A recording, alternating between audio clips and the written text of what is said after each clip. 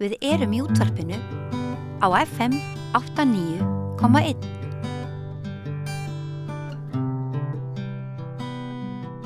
Komið sæl og verið velkomin að Rauða borðinu í spjall íslenskuna. Til minni komin góðu gestur frá Ísafirði. Það Ólafur Guðsteinn Kristjánsson sem við getum titlað sem almannakennara. Útskýrum það kannski svona það konsept á eftir. Þú ert aðjunkt í deild íslensku sem annars máls í Háskóla Íslands og varst að vinna náttúrulega hjá Háskólasetri Vestfjarða og já, það líka hægt að titla þess sem þýðanda og Já, svona með marga fjöruna sopið. Já, en kallarðu þið Ísfirðing núna? Nei.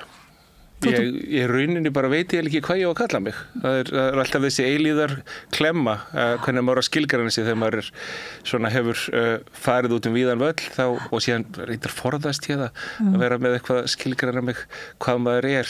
Bara látið það vera opið og ég kemst að þeir í drefst. Þegar fólk skrifa menningagreinar. Já, ok. En rithöfundur?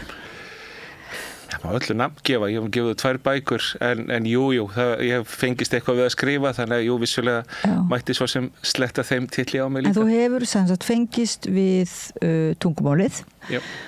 Þú tala líka önnur tungumál, bjóst í Zagreb í Króatíu, það ekki? Já, rétt. Í 7 ár og bjóst í Berlín í 9 ár og var í Svíþjóð líka aðeins að setja upp loftræstikerfi í nágrinni Jerrup, nálægt Lundi. Og þú talar öll þessi tungumál eða hvað? Upp að við einhverju marki, já.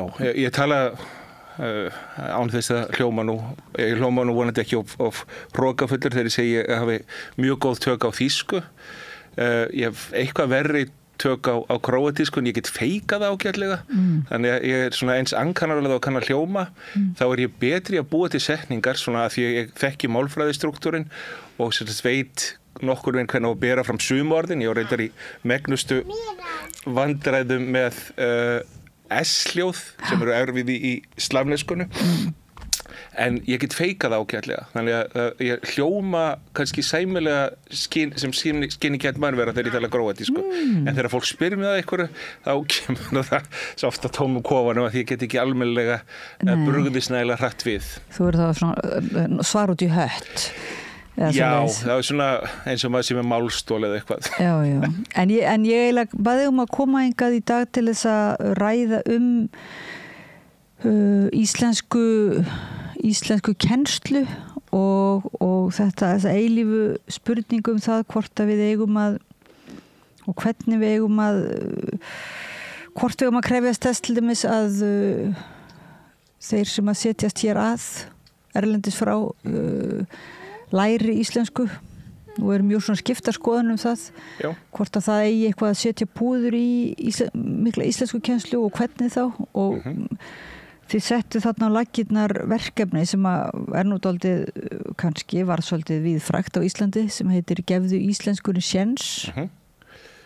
Eða Gefðu íslensku séns. Gefðu íslensku séns, já. Akkurat. Getur byrjað kannski að segja svona okkur aðeins frá því verkefni? Já, ég skal reyna að forma hugsanir minnar á skemmtilegan máta þannig að ég geti komið þessu best frá mér.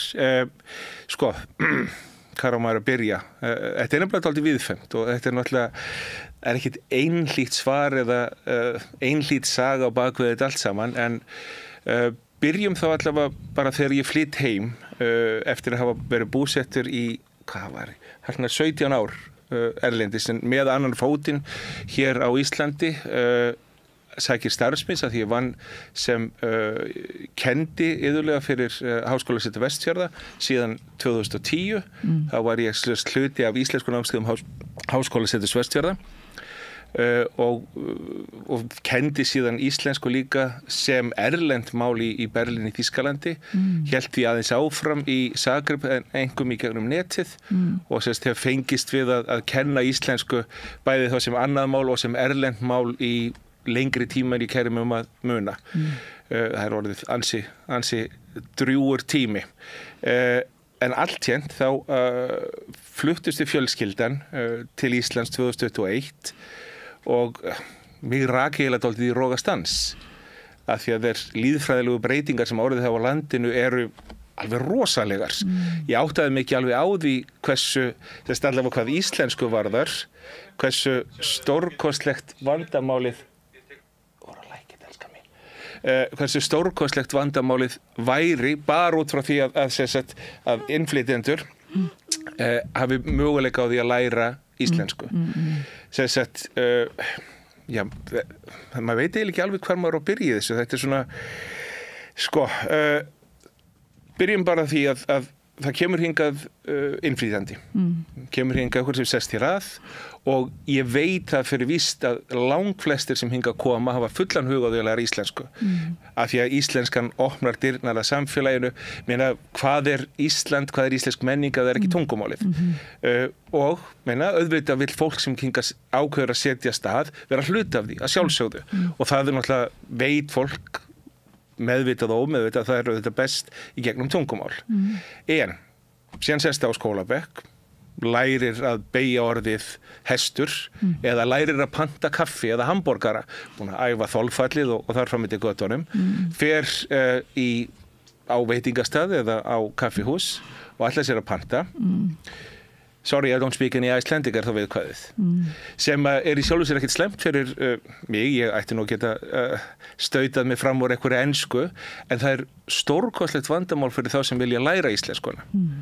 Af því að þú byrjar ekki á að fara á einhver selvufund og tala kommunisma eða þú byrjar ekki að fara á einhver fund heimspeki og tala Nietzsche eða eitthvað slíkt, heldur þú byrjar á því að panta þér fucking kaffi eða hamborgara.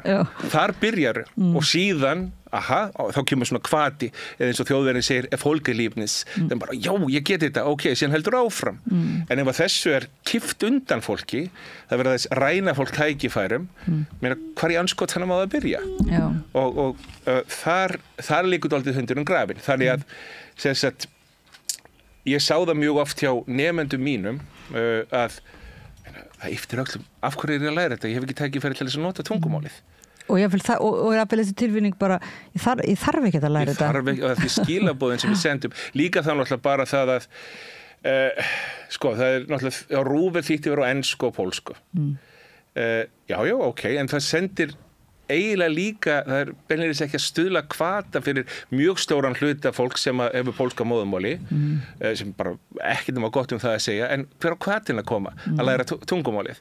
Eða þá enska sem það hefur kannski aðeins betri tök á, getur stautað sig gegnum enskuna, en sleppir þá íslenskunni. Þá er rænt hvatana frá því að nota tungumálið. Og ef við förum aftur á kaffihúsið, þá er náttúrulega fullkomlega rænt öllum hvata þar, þegar það hefur ekki einu sinni tækifæri til að nota þá, miðurgóða íslenska, við getum borað það er ekki til sem heitir miðurgóða íslenska meðan hún er að þróast að sjálfsögðu, en af hverju ætti fólk þá að vera að leggja þetta á sig ef það hefur ekki einu sinni tækifæri til að nota algjöra grunníslensku sem það lærir, fer á námskeið, fer í háskólan jafnvel, sem hefur ekki einu sinni tækifæri til þess að panta kaffi. Þannig þessu verður að breyta og líka viðhorf Íslendinga gagnvart tungunni að heyrðu, heyrir kannski einhvern vera að tala íslensku og þessu hef ég orðið mjög oft vitna af þessu. Yes, you speak fine, you speak good Icelandic, very good. Hvaða rugl er þetta? Það getur ekki brugðist við á íslensku. Þannig að í mínum huga er þetta samfélagslega áskorun. Að samfélagið verður að taka sig saman í andlitinu að segja, heyrðu, ok, það er komið hingað fullt af fólki sem vill læra íslensku nota bene. Við þurfum að veita því stuðning. Við þurfum að búa til tækifæri og líka búa til hvað. Og já, vissulega líka kannski að gera eitthvað kröfu, fyrir að ef að ég gerir kröfum að það sé eitthvað gert, þá gerir fólk það. En ef að það er ekki gert krafan það, að sjálfsögðu. Þá maður bara, ég ætti náttúrulega að taka mig saman í andlitinu og fara í ræktina, en ég nenni því ekki að því það er ekki gert krafa það heima. Konan mín er alveg sáttu við að ég sé svona orðin gildur með miðja. Það er bara allt í fínu lagi. En ef hún er eitthvað ósátt við það, þá myndi ég kannski drullast til þess að gera eitthvað í málunum. Þannig að það er rauninni punkturinn. Þannig að gefum íslensku séns er fyrst og fremst viðbrögð við sinnuleysi. Ég ætla að leyfa mér að kalla það sinnuleysi núna, en reyndar er ég svona smávegis á báðum áttum hvað þetta varðar, fyrir að hugsanlega er þetta kannski eitthvað bara aðgreiningatól hjá sumum. En þá erum við kannski komin út í eitthvað konar pólitík, en að sjálfsögðu hagnast, getum orðað sem svo sumir komið til með að hagnast á því að fólk sé ekki fullur, taki ekki þátt í samfélaginu af fullum krafti, af því að hreinlega skilur ekki allt sem að þar fyrir fram, en látum það aðeins líka milli hluta. Og stór hluti náttúrulega Íslendinga núna er ekki með kosningarétt til dæmis, talar ekki tungumálið, ekki með kosningarétt og það er ansi mikið áhyggju efni satt segja. Algjörlega, og maður sá það var ágætis grein sem að Rachel Elliot held ég hún heiti, sem býr á Flateyri, sem hefur verið tekið þátt í starfi gefum íslensku séns, skrifaði um þetta, þessast líðræðið.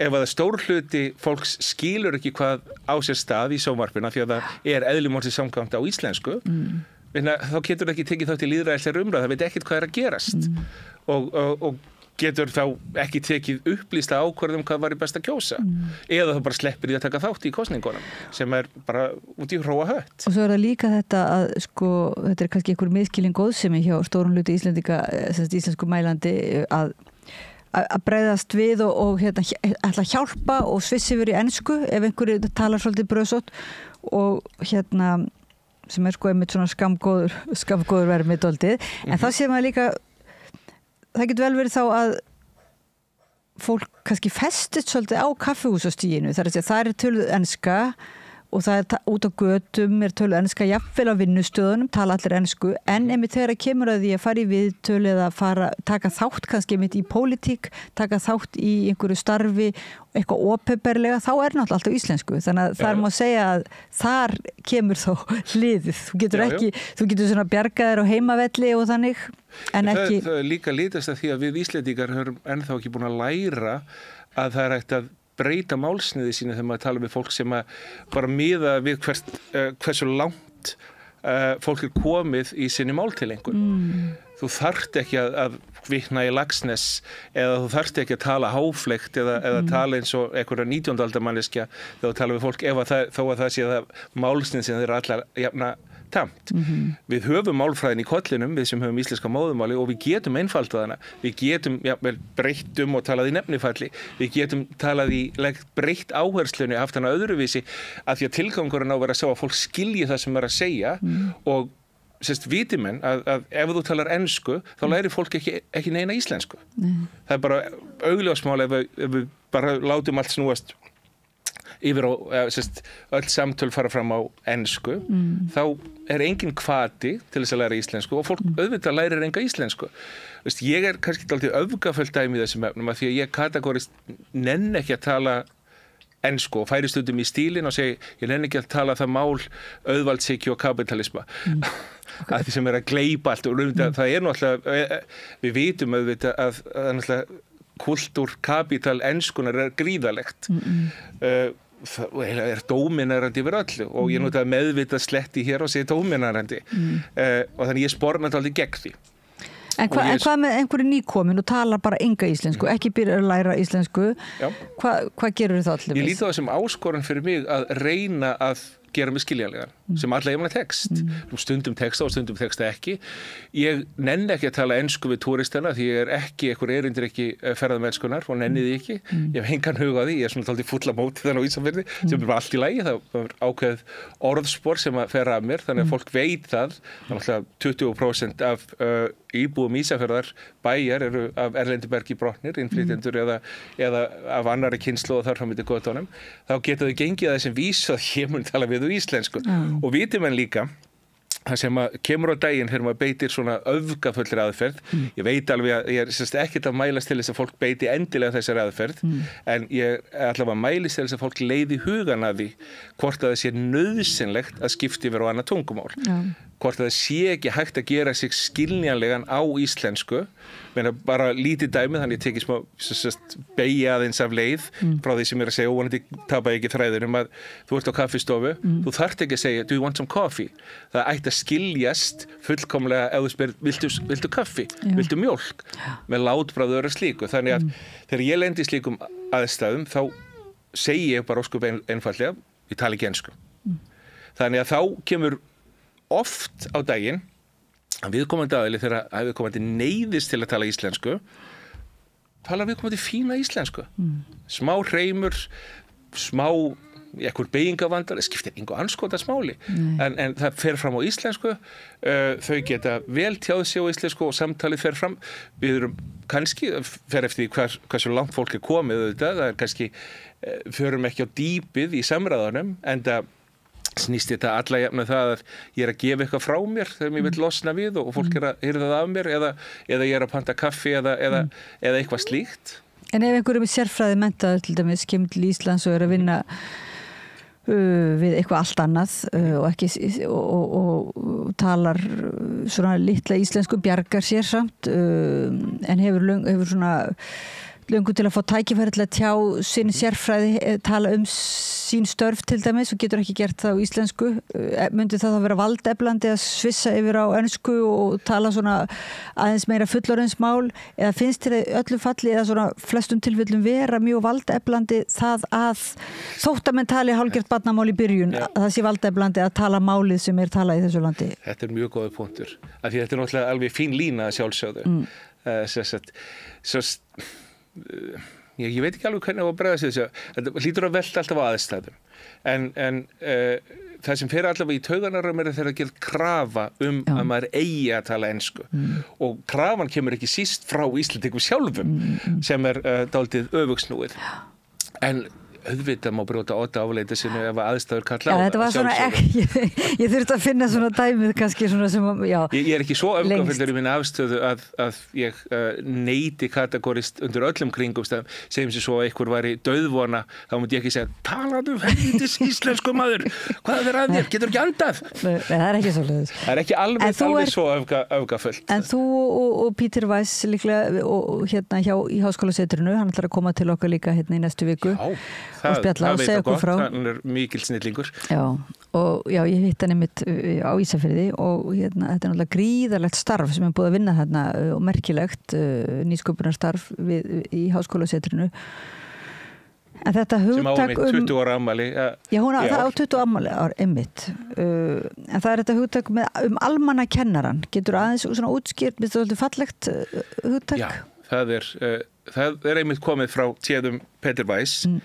Og það náttúrulega má rekja það til slagorðsins við erum öll almannavarnir þegar ég held að það hefur verið ríkjandi á COVID-tímanum og þá þess að stakk bara Peter Weiss upp á því að þetta hugtak yrði notað fyrir þann sem að vill hjálpa fólki að öðlast að ná betri tökum á íslensku, að ná tökum á íslensku, að æfa sig og þarfram myndi götunum. Þannig að það kannski ágætt þegar segja aðeins sögu átaksins og þá get ég komið að þessu tiltekna hugtaki fyrir að þetta byrjaði 2021 frekar en 2022 nei 2020. Ég held ég að við byrjaði að hugsa þetta, leiða hugan að þess að þyrfti að starta einhverju átaki, þess að búa til tækifæri þegar fólk sem að vill og að læra íslensku til þess að nota hana.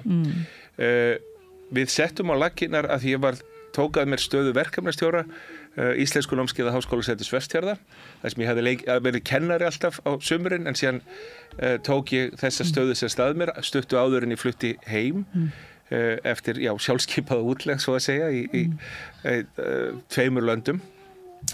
Þá komum við á laggirnar átaki sem hét Íslensku vænn staður sem að ósköp einfallega fól það í sér að ég gekk á milli stað á Ísafirði, spurði, heyrðu, ekki þetta ábyrgjast fyrir nemendur okkar sem taka þátt í íslensku námskeiðum, þetta raunar sumarnámskeið, íslensku námskeiðum Háskólaseturs Vestfjarða, þetta ábyrgjast að þegar þau koma hingað, þá verði þeim svarað á íslensku.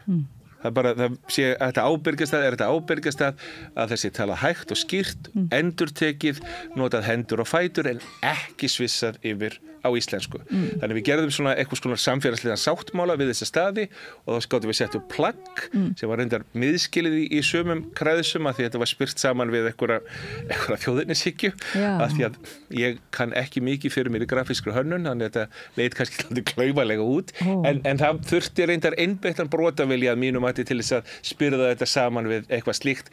Ef að fólk hefði bara lesið það sem stóð þarna, ekki bara hort á íslenska fánan, þá hefði þetta átt að líka í augum uppi. En það verður ekki verið hakakrossin eða eitthvað neitt?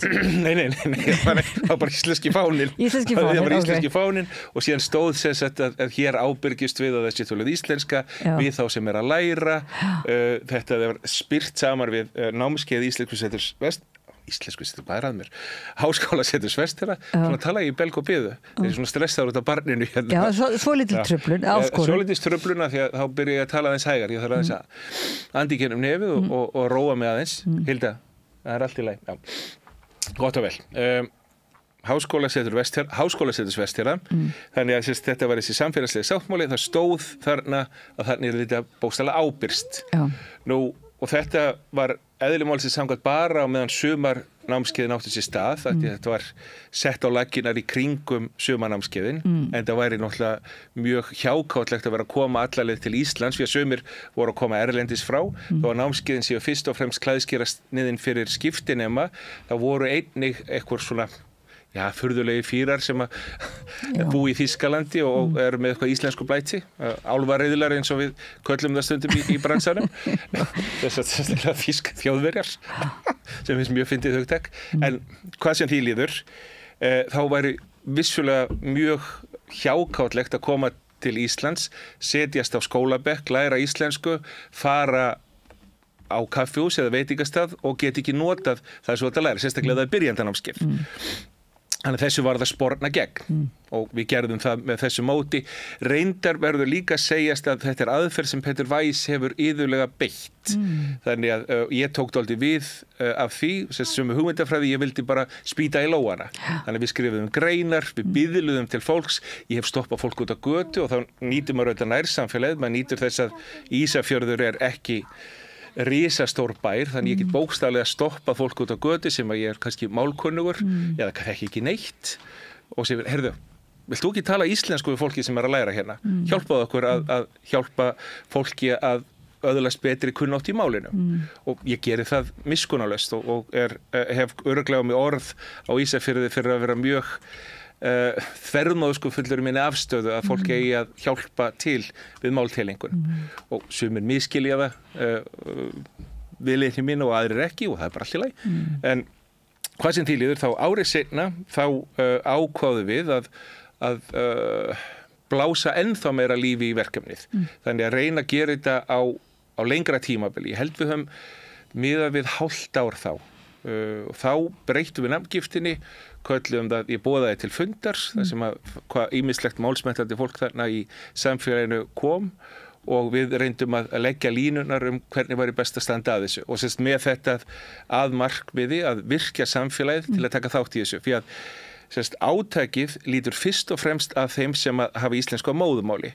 Það er nógu oft verið að segja innflytjendum, já, lærðu íslensku, en það er ekki nógu oft verið að segja Íslendingum, drullastu þá til að tala íslensku við fólkið sem á að læra íslensku.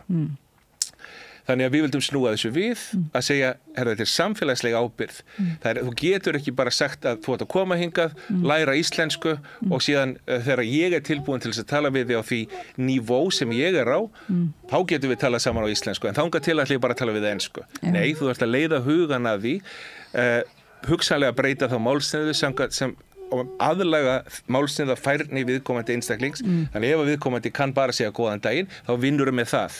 Ef viðkomandi kann að beita sagnasamböndum, þá vinnurum með það og er kannski ekki að beita þátíð. Þá segir ég var að tala í staðin fyrir ég talaði eða ég var að drekka bjóri í gær. Það var rosa gaman. Talar í stuttum setningum og þar fram til götunum. Þannig að reyna að opna augu Íslendinga og auðvitað þeirra sem að hafa kunna málið mjög vel fyrir því að það er svona íslenska og það er svona íslenska sem þú átt að hafa á valdiðinu. En ok, nú er ég komin aðeins byrjaður að tala aftur í belg og biðu. Þá fekk verkefnið eða átakið nafngiftina íslensku vænt samfélag. Við erum öll almannakennarar. Og þá kom eftir þennan fund þá urðum við ásáttum að þetta væri fyrirtaksnafngift.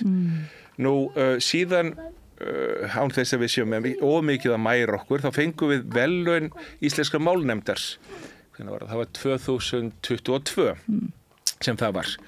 Og það var svona ákveðið svona innspýting, það var ágætt að Ármann Jakobsson og Kó eru greinilega að horfa til Ísafjarðar, ekki bara að Reykjavík sé ekki nafli Íslands, ekki alltaf, allavega. Þannig að það var ákveðið svona, spark í rassinn að halda áfram. Þannig að það var ákveðið að reyna að gera þetta á ársgrundvelli.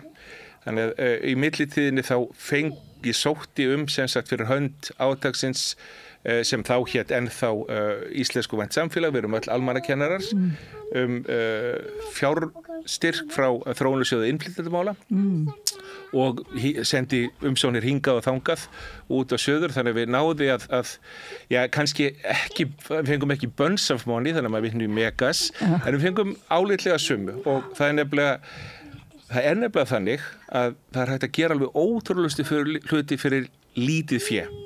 Ef maður hefur eitthvað ástriðu fyrir því sem maður er að gera og er ekki að stöðu þetta að hugsa að það verði að gera allt fyrir peninga. Ég til að mynda hef syntið þessu í tæp 4 ár og í sjálfboðavinnu, nema reyndar síðustu 3 mánuði, þess áður en ég gaf verkefni frá mér, það kemur því núna á eftir, þá var ég á launum að því þá náði ég að sækja ennþá meira fjármagn í 2 ráðuneyti, þar var hún Lilja Alfreðsdóttir, Haukur í Horni, fyrir hún hjálpaði til við að koma því á koppinn. En síðan, það var sem sagt spólaðins áfram, síðan ákvaðum við að þessi nafngift væri ekki nógu fjál, dálítið löng nafngift, íslenskuvænt samfélag, við erum öll almannakennarar, þó hugtakið almannakennari séu vissulega frábært. En þá var ákveðið og Peter Weiss aftur kom með þessa nafngift, gefum íslensku séns og meðveitað að segja séns sem að, við skulum orða það sem svo við höfum fengið ákúrur fyrir nafngiftina af því að sumir virðast telja að orðið séns hafi ekki öðlast þekkrétt í íslenskri tungu á meðan kannski og allt biblíumáli það verður auðvitað öðlast þekkrétt og er gott og gilt í sumum kræðsum allavega, þannig að við gefum svo sem lítið fyrir þær ákúrur en höldum ótrúð áfram í ljósi þess líka af því að það litast dálítið af því, nafngiftin, að það má beita fyrir sig meira international orðfæri til þess að gera sig skiljanlegan. Og þar að leiðandi er það mjög viðeigandi að við segjum gefum íslensku séns en ekki gefum íslensku tækifæri eða eitthvað þar fram eftir götu. Þetta er ekki svona, þetta snýst ekki einhverja hrein trúarstefnu en hrein orða, hrein málastefnu. Þetta er ekki svoleiðis, þetta er bara þetta snýst samskipti og samfélag.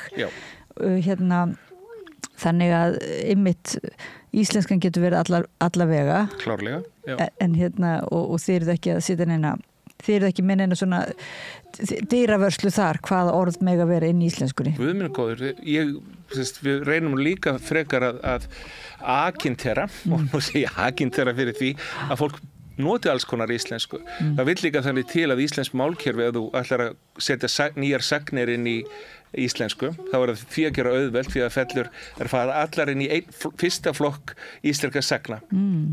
En fara allar í flokk, svo kallað A-sagna. Þannig að það er mjög auðvelt að downloada því að downloadaði eða uploada því að uploadaði. Þannig að af hverju ekki bara að ef þú ert ekki vissið þinni sök, þá bara notar eitthvað international orð.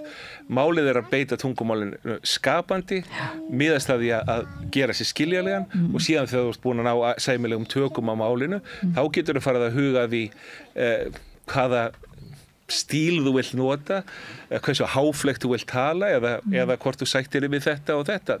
Og Íslendingurinn eða þeir sem kunna íslenskuna þurfa bara að vera meðvitaður það að þetta er auðvitað valdatæki að því við getum auðvitað beitt þessu þannig að fólk skilji ekki það sem við erum að segja eða það gerir það ómeðvitað, sumir kannski meðvitað en okkar markmið á að vera það númer 1, 2 og 3 að gera okkur skiljanleg að við viljum að fólk læri tungumálið, verði hluti af samfélaginu og eins og ég segi, allavega enn sem komið þangað til að verði einhverjar stórkostlega breytingar, þá er hér íslenska opinbert tungumál og ég vil ekki hafa aðskilið samfélag í þá sem að kunna íslensku og þá sem að kunna það ekki. Og eins og þú segir, samkvæmt þinni reynslu og fleiri þá þeir sem hinga koma og sittast að þeir vilja vera hluta samfélaginu og vilja læra tungumálið. Já. Þannig að þetta ekki bara við sem viljum að einhver aðri læri. Ég held að það sé nú frekar öfugt að það sé viljinn sé ríkari á þeim sem setjast þér að. Já. Oft á tíðum það nú reyndar þannig og svo við vitum að fólk kemur hingað, ætla sér að vera í bara smá tíma og sér ekki alveg tilgangin í að læra íslensku en síðan eftir 5 ár þá fattar það hérna barn, ég hefði nú bara ágætt ég ætla að kaupa mér hús en helvítis, ég kann ekki íslensku og þá það oft of seint Er það of seint? Það oft þannig, ég sé það ekki átak, ekki hægt að vera með átak aldrei of seint vissulega, en það bara ég segi þá of seint innan gæsalappa þegar eru auðvitað aldrei of seint en þú ert aldrei búin að missa af tækifærinu af því að þú ert þekktur fyrir að tala ekki íslensku það svo erfitt að snúa við blaðinu það rosalegt átak sem þarf til þess að snúa þessu við þannig ég segi að samfélagið ætti frekar að senda þau skilabóð hérna, ég veit þú kanntu ensku, ég kann líka ensku, ég rosalega góður í ensku eins og Íslandingar með tamt að reyna að sanna fyrir umheimna þess ég ekki mölbúar og kunni það er svolítið eins og við séum ennþá svolítið svona þetta sé snúist okkur alltaf fyrst og fremst að okkur langi til að sanna okkur og séum ekki að hugsa minna sko, ekki endilega Nákvæmlega, og við tökum þá auðvelduleiðina af því að vissulega oft auðveldar að bara beita alþjóðatungumálunum sem að flestir skilja eitthvað í sem reyndar ekkit alltaf en þá meiri líkur á því að það kemur einhver hingað, segjum bara frá Úkraínu viðkomandi skilja hrafli ensku heldur en íslensku sem að reyndar þá ættu við þess þá heldur að tala íslensku við viðkomandi þannig að læri íslensku heldur en að hann læri vonda ensku sem oft raunina því að ekki eru við nú móðumálshafar hvað ensku áhræris Nei, en segðu mér aðeins með önnur tækifæri núna nefnur þú sko veitingastæði kaffihús svo náttúrulega börnin fara í leikskóla og skóla og alls konar tómstundastarf og börnin læra miklu hraðar þá málið sko hvað með samfélagi eins og Ísafjörð og maður velti fyrir sig bara annars staðar á landinu, hvað tækifærin til þess að taka þátt í einhverju sko starfi, hvað finnst þér að þú talaður breytinguna þegar þú fluttir heim finnst þér svona við ennþá vera bjóða upp á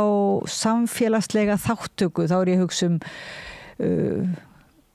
hvað ég að hugsa ég er að hugsa kórastarf, leiklistarstarf eða bara svona allra handa einhvers konar samveru svona Ég held að það mætti örugglega vera meira ég held að Íslendingar og bara Íslands samfélag sé dálítið lokað samfélag ennþá nú veit ég ekki alveg hvernig þetta gengur fyrir sig hér í Reykjavík en á Ísafirði sem nú vissulega opin arminn hvað innflytjendur varðar þá sáralítið af innflytjendum til dæmis í kvenfélaginu það ekki svo mikið að þeim í kórónum mér best vitandi nema þá þeir sem eru búin að ná frábærum tökum á íslensku við erum kannski ekki nógu mikið að reyna að veiða fólk inn í þetta félagsstarf með það markmiði að einmitt hjálpa þeim með íslenskuna það eru vissulega nokkur dæmi það að fólk hafi tekið þátt í félagsstarfi og til að mynda einn sem reyndar nemandi minn núna, hann lærir hjá mér íslensku af því ég kenni ég búsettur á Ísafirði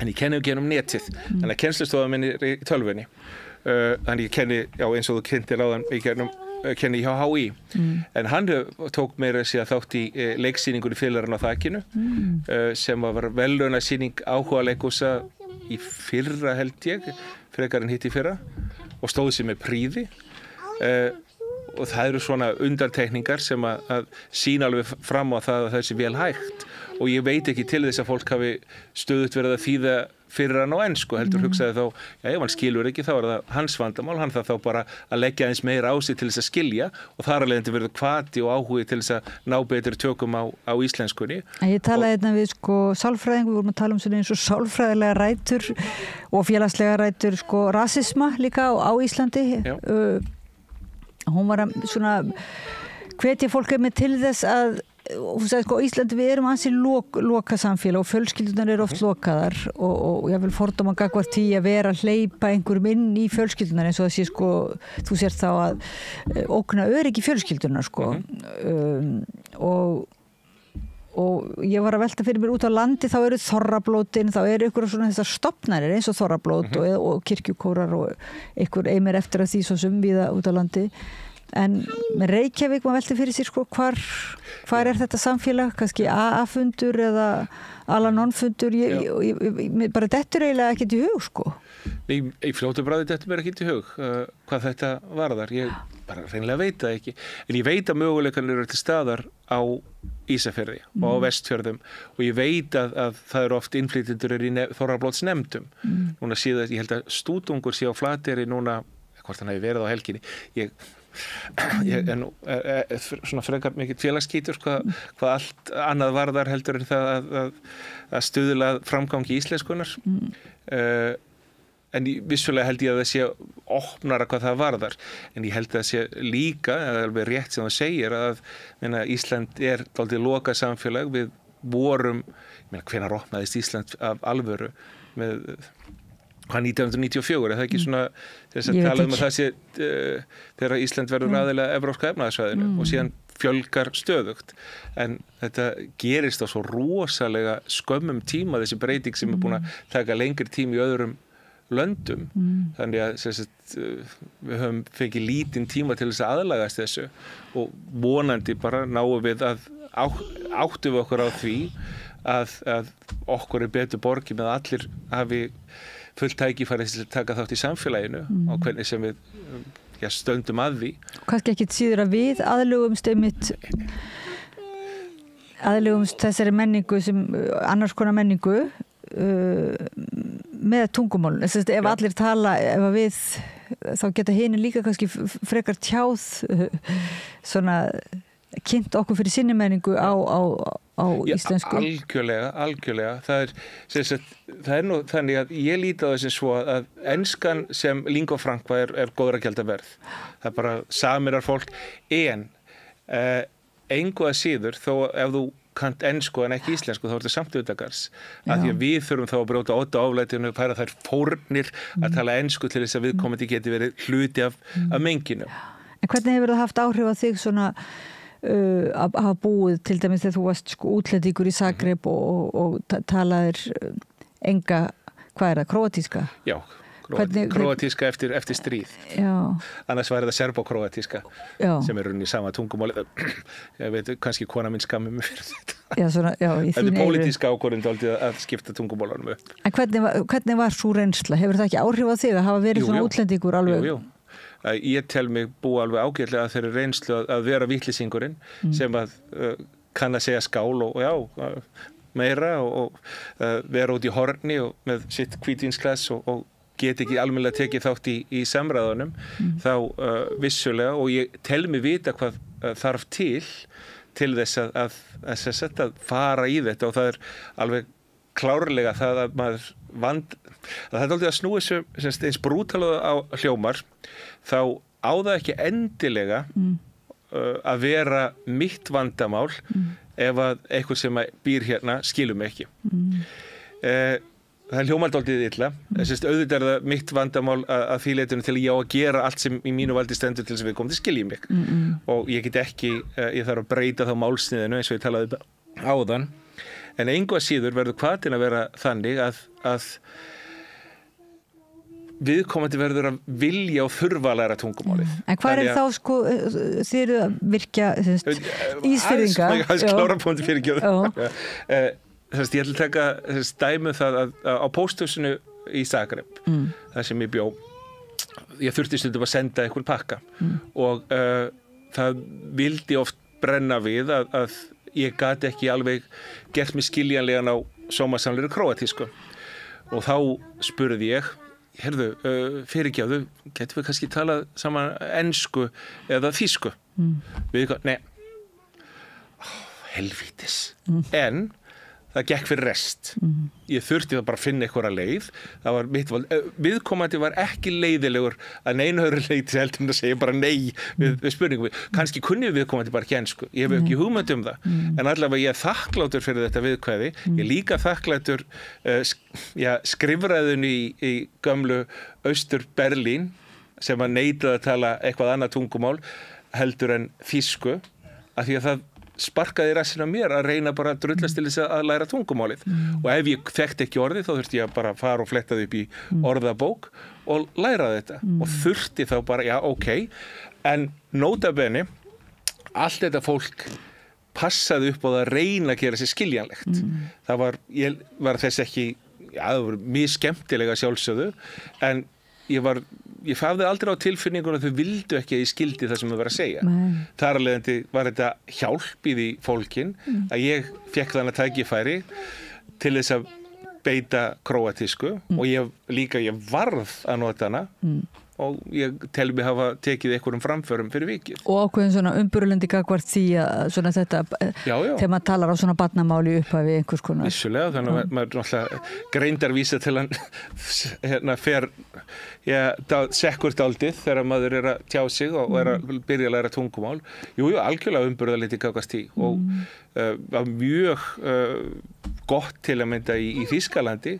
Það flestir voru misjafnsöður í mörgu fé og allt það en langflestir voru mjög jákvæðir gagnvart því að ég væri þó að reyna að tjá mig á þýsku og líka sama var auðvitað upp á teiningunum í Króatíu voru mjög jákvæðir gagnvart því og skiptu ekki verið á ensku. Þeir bara gerðu það ekki eða skiptu ekki verið á þýsku af því að sumir hverjir kunna nú þýsku í Króatíu og það var iðulega viðkvæðið að reyna þá að halda samræðanum áfram á króatísku og á þýsku og ég held að við getum tekið okkur það til fyrirmyndar. Sko, tíminn hleypur nú frá okkur og hér er lítil stúlka sem að vill, en hún unnið sér nú vel, sko. Hún unnið sér vel. En það er samt svo 2 spurningar sem ég langaði til að spyrja örstuð. Ef að, sko, það er þetta með Google Translate, sko, því að það eru svona sumir sem að ég hef sittið á bókasafni með foreldrum félaga svona minn sem að, þú veist, sem að skiptu yfir í Google Translate og ég svona bara velti fyrir mér bara hvort að þetta er ekki svolítið eins og þú ert bara að segja þetta er á svipuðum toga og að skipta yfir á ensku, sko. Það er í staði fyrir aðeins að gefa sér lengri tíma og þetta er náttúrulega virkar svo sniðugt, sko, í byrjun en þetta verður svolítið takmörku samskipti. Myndi þú ekki segja það þá? Er það ekki? Ég held að þessi mjög takmarka sem fólk getur lært á því. Já.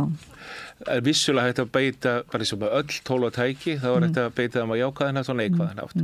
Og ef að Google Translate tekur alfarið yfir að þessi einvörðungur notur til þýðingar ekki til þess að miðla tungumálun á einhvern hátt þá held ég að það sé mjög misráðið að beita þessu. Okay. Það má nota þess að einhverju leyti að sjálfsögðu ef þetta er mjög nauðsynlegt að koma að skilaboða máliðis en það hlýtur að vera, ef maður er meðvitað það hlýtur að vera hægt að stuðla því að fólk læri einhverja íslensku á leiðinni þó að kannski kjarnaupplýsingar að komi fram í þessum gegnum þýðingaforritið. Nú veit ég það ekki.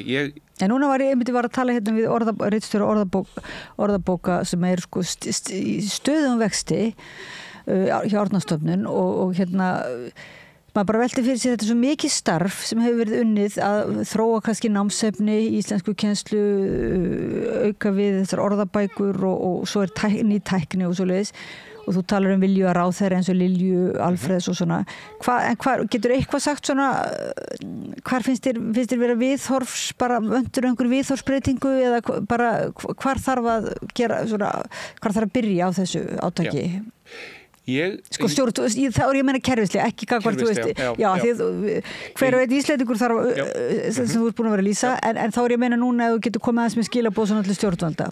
Svo ég myndi fyrst og fremst, ég myndi byrja að reyna að starta eitthvað svipuð og við erum að gera á Ísafirði. Að yfirvaldið ætti að reyna að auka sýnileika íslenskunar. Auðvitað á það ekki að gerast að enska sér fyrir ofan íslenskunar. Það á bara ekki að gerast undir neinum kringumstæðum að það sendir röng skilaboð til fólks. Það sendir þau skilaboð íslenskan sé óþörf. Ég hef velti fyrir mér hvort það ætti að setja lög að það bara hreinlega að skikka staði til þess að íslenska sé alltaf í boði, af því mér finnst að enskan má alveg verið í boði að sjálfsögðu. Túrismin þrífst en þetta á ekki að snúast upp í það að þeir innflytjendur sem hér komi verði túristar. Fyrir runni enskan mál túrismans. Þannig að þar að leiðandi ef þú býrð hérna til margar ára talar ennþá ensku, þá ertu eiginlega túristi. Þannig að yfirvaldið á að beita sér að því að auka sýnileikan og gera ákveðnar kröfur, hvernig sem að því staði. Ég hef ekki neina lausn hvað það varðar. Og auðvitað verður þetta haldast í hend, auðvitað að reyna þá að beita, hugsaði það ef við náum ágætis árangur á Ísafirði, í nærsamfélaginu. En ef maður hefði eitthvað raunverulegt fjármagn og eitthvað raunverulegt valda baki, hversu miklu vætti áorka. Og þá ég ekki að tala eitthvað stórkostlegt valdboð með fasistakveðju á lofti. Alls ekki. Heldur bara að reyna að opna augu almennings fyrir þessu á landsvísu. Ég held að þar ætti að byrja. Af því að það í mínum huga þjónar það nákvæmlega engum tilgangi. Þannig að alltaf verður að tala um það að auka fjármagn til íslenskukennslu sem vissulega þarf að gera. En það þjónar einhverjum tilgangi að þau ekki tækifæri til að nota tungumálið. Þá þetta bara fjáraustur til einskins. Þannig að þetta verður að haldast í hendur. Að samfélagið þarf að vera meðvitað það og mjög fljótt að, hér fólk komið, það ekki tjaldað til einna nætur, það komið hingað til að vera. Við þurfum að taka á móti fólkinu og bjóða velkomið í íslenskt málsamfélag, þannig að íslensku kursana sem það vissulega sækir sé ekki til einskins.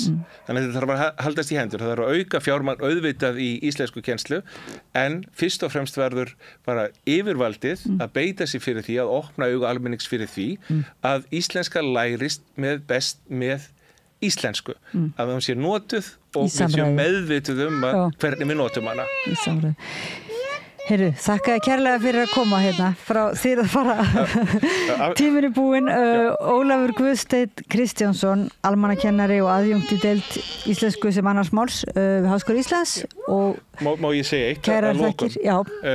Bara ég byðst forláts af því að vanalega tala ég nú ekki svona hratt, því að vanalega ég aðeins hægari og skýrari í orðavali, en sakir þess að þessi unga dama að mótmæla.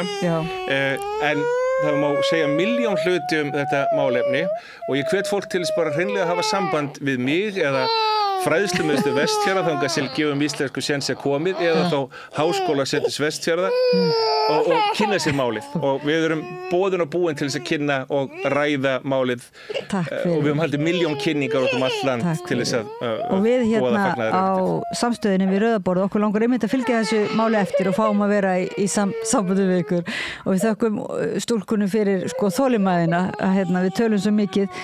Og ég þakka hlustendum og áhorfendum og Laufey Líndal Ólafsdóttur fyrir að senda samræðina yfir til ykkar og við höldum áfram samræðinu við Rauðaborðið. Ég heiti Oddný Eir og þakka fyrir í bili. Takk. Þarstan að tala af borgarfulltrúa. Borgarfulltrúar Sósíalistaflokksins eru með viðtalstíma alla mánudaga klukkan 13:30 til 14:30. Það þarf ekkert að bóka tíma, endilega kíkjum við í Bólholtssax 105 Reykjavík.